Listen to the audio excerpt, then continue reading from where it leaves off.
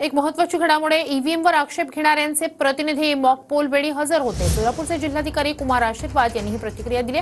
Mock poll वेळी polling एजंटची सही देखील आम्ही घेतो। निवडणुका स्वतः घेण्याची कुणालाही परवानगी नाही। कायद्यात अशा निवडणुका घेण्याचे अधिकारच नाहीत, असं सोलापूरच्या जिल्हाधिकाऱ्यांनी म्हटलंय।